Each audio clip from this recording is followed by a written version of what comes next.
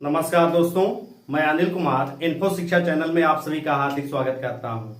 दोस्तों, आज के अपने लेक्चर में हम डिस्कस करने जा रहे हैं पॉलिटी के फंडामेंटल राइट का आर्टिकल नंबर 15। आज हम इसमें ये डिस्कस करेंगे कि आर्टिकल नंबर 15 है क्या, इसके अपवाद क्या क्या हैं और इसमें संविधान के कौन कौन से संशोधन हुए हैं।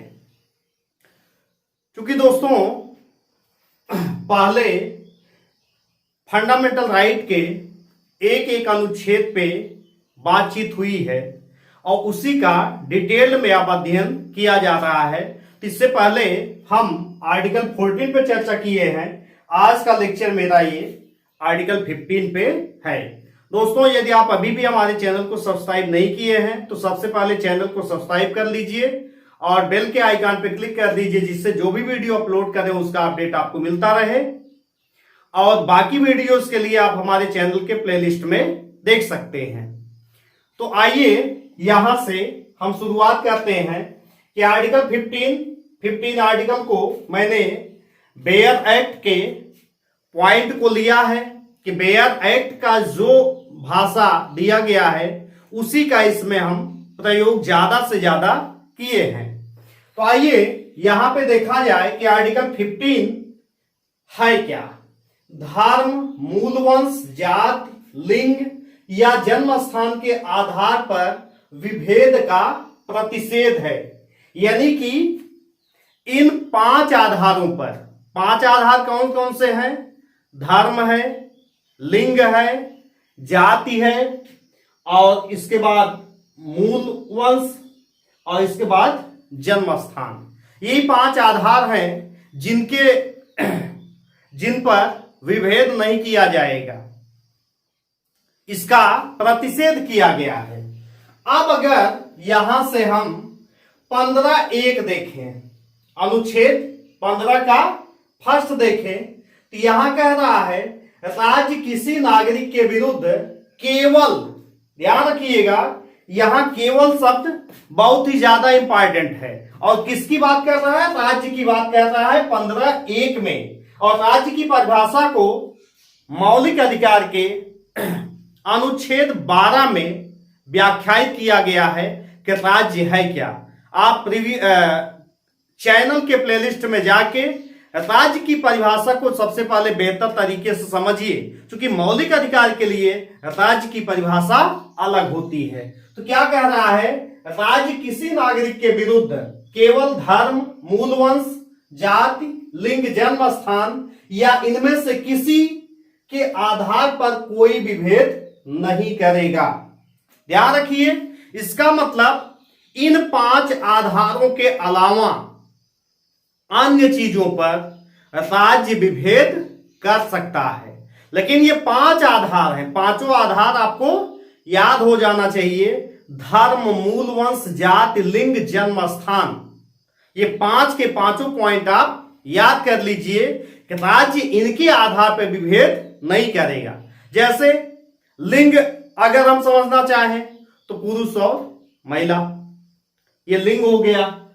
और इसके बाद क्या कह रहा है? धर्म, तमाम तरीके के धर्म है, हिंदू है धर्म, मुस्लिम, ईसाई, सिख, पारसी। तो धर्म के आधार पर विभेद नहीं करेगा। कौन? राज्य नहीं करेगा। अब इसके बाद और क्या है? जाति है। जाति के आधार पे भी राज्य भेदभाव नहीं करेगा। और किसके आधार पे? जन्म स्थान के आधार पे। तो जन्म स्थान यानी कि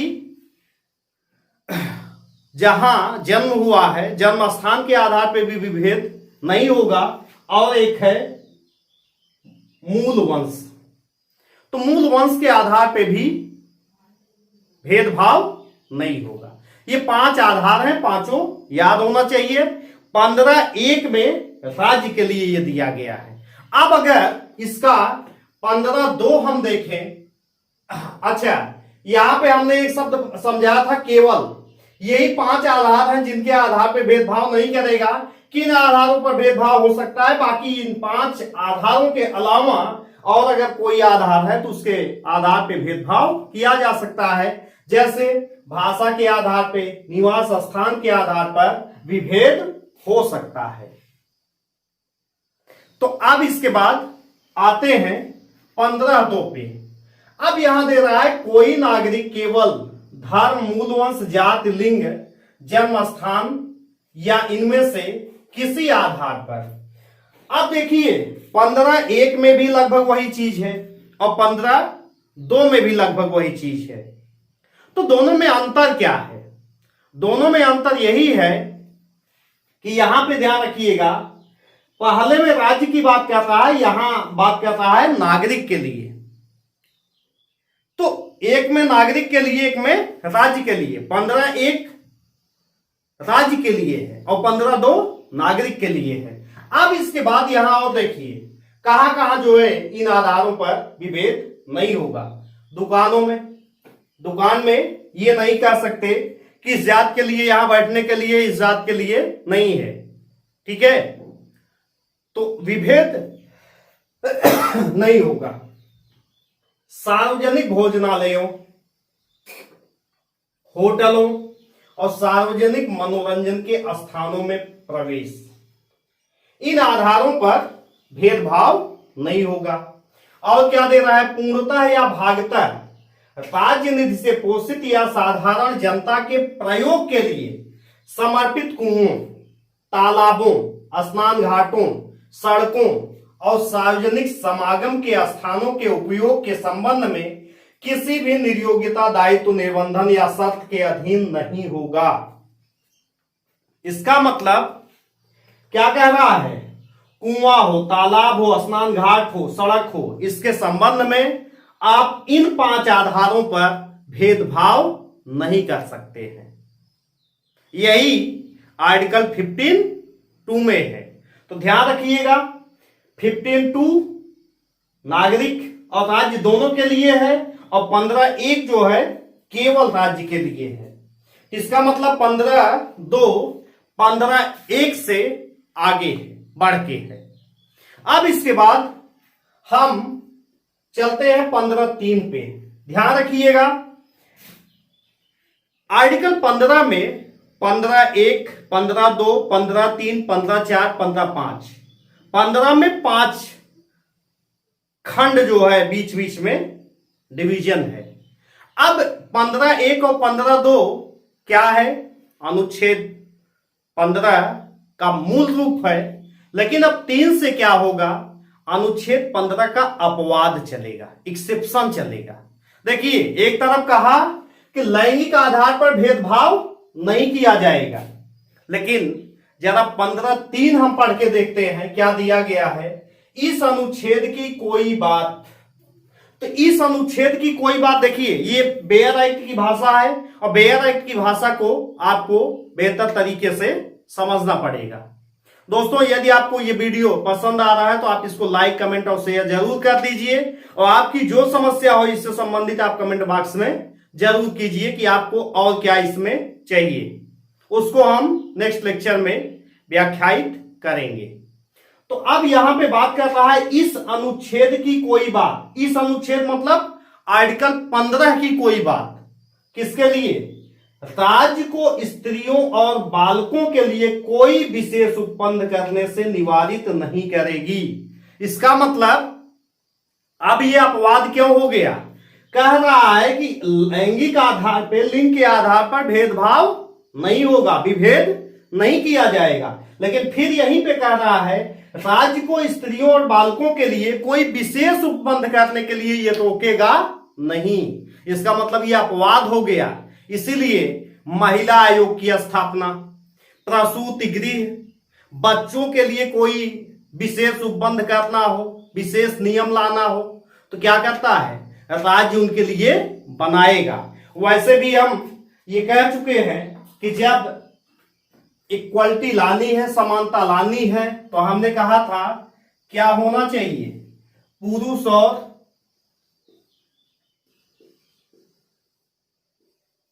महिला, ये जो समाज में इनका प्लेस है, अक्सर करके हम देखते हैं कि ये वर्टिकल इनमें आ जाता है कि पुरुष का स्थान ये और महिला का स्थान ये।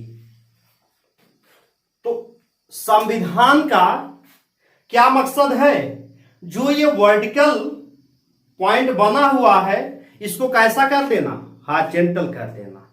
इसलिए महिलाओं के लिए विशेष उपबंध जरूरी है। इसीलिए एक में कहा कि भेदभाव नहीं होगा, लेकिन 15(3) में यह कह दे रहा है कि बच्चों और स्त्रियों के लिए कोई विशेष उपबंध करने से राज्य को निवारित नहीं करेगा, मतलब रोकेगा नहीं। इसलिए मैंने कहा महिला आयोग की स्थापना, महिला प्रसूति सहायता, तो तमाम तरीके के उपबंध किए जाते हैं। और यहां पे महिलाओं का घरेलू हिंसा से संरक्षण अधिनियम 2005 आया। वो किस अनुच्छेद के तहत आया है? 15(3) के तहत आया। अब आगे बात करते हैं कि 15(4) क्या है।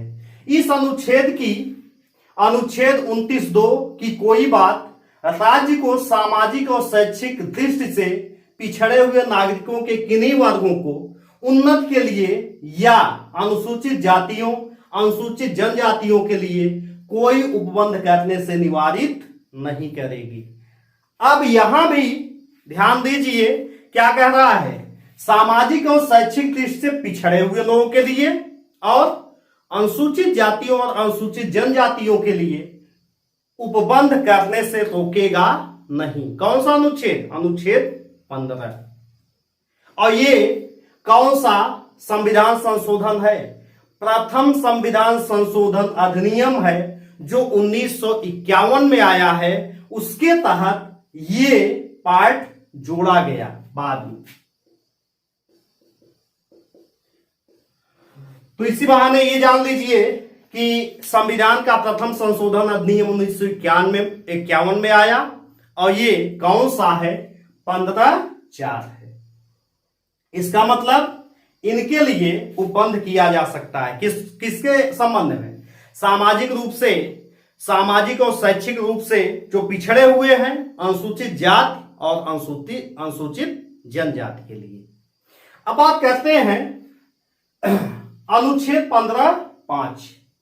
15(5) में क्या है? ये निजी संस्थानों में आरक्षण से संबंधित है, प्राइवेट संस्थान। और ये अनुच्छेद 93वें संविधान संशोधन अधिनियम 2005 में लाया गया। 2005 से पहले का प्रावधान क्या था कि जो अल्पसंख्यक शैक्षिक ये संस्थान है और निजी शैक्षणिक संस्थान या शैक्षिक संस्थान है, इनमें आरक्षण लागू नहीं होगा। लेकिन जब 93वां संविधान संशोधन लाया गया तो उसके द्वारा क्या बना दिया गया कि निजी संस्थानों में भी इन्हीं आधारों पर सामाजिक और शैक्षिक दृष्टि से पिछड़े हुए अनुसूचित जातियों और अनुसूचित जनजातियों के लिए आरक्षण को लागू किया गया। कहां पे? निजी संस्थानों में। ध्यान रखिएगा कि अनुच्छेद 30(1) के तहत अल्पसंख्यक शैक्षिक संस्थान इस दायरे में नहीं आएंगे। लेकिन 93वें संविधान संशोधन से पहले क्या था कि यहां पे निजी और शैक्षिक संस्थान, अल्पसंख्यक शैक्षिक संस्थान, दोनों में आरक्षण लागू नहीं था। लेकिन 93 के तहत निजी शैक्षणिक संस्थान में तो ये लागू हो गया, लेकिन अल्पसंख्यक शैक्षिक संस्थान में ये आरक्षण नहीं लागू हुआ। तो दोस्तों, इस तरीके से आज के लेक्चर में अनुच्छेद 15 है क्या, अनुच्छेद 15 के भाग कौन कौन से हैं, कौन कौन सा इसमें अपवाद है। 3 आर्टिकल इसके 15(3), 15(4), 15(5) इसके अपवाद हैं। हाँ, एक चीज और, ये अनुच्छेद सिर्फ भारत के नागरिकों के लिए है, विदेशियों के लिए नहीं है। ये भी आप जानते रहिए, क्योंकि कई बार ये पूछा जाता है कि कौन से अनुच्छेद भारतीय और विदेशी दोनों के लिए हैं और कौन से केवल भारतीयों के लिए है। तो ये अनुच्छेद केवल भारतीयों के लिए है, विदेशियों के लिए नहीं है। तो अपने नेक्स्ट लेक्चर में हम आर्टिकल 16 पर चर्चा करेंगे। और आज के लेक्चर में 3 क्वेश्चन मैंने यहां पुटअप किया था। अनुच्छेद 15 है क्या, इसके अपवाद क्या है, इससे संबंधित संविधान संशोधन क्या है। आशा करते हैं कि आप इस लेक्चर के माध्यम से पॉलिटी के कॉन्सेप्ट को जो है सीखेंगे। नहीं तो एक अनुच्छेद पढ़ने में बड़ी जल्दी समाप्त हो जाता है। आप पहले इसको डिटेल समझिए, तभी आप पॉलिटी को अच्छे तरीके से सीख पाएंगे। दोस्तों, हम अपने नेक्स्ट लेक्चर में दोबारा मिलते हैं। तब तक के लिए नमस्कार। आप लेक्चर देखते रहिए और पॉलिटी को अच्छे तरीके से सीखते रहिए। जो जहां पे दिक्कत हो वो कमेंट में जरूर आप लिखिए। नमस्कार।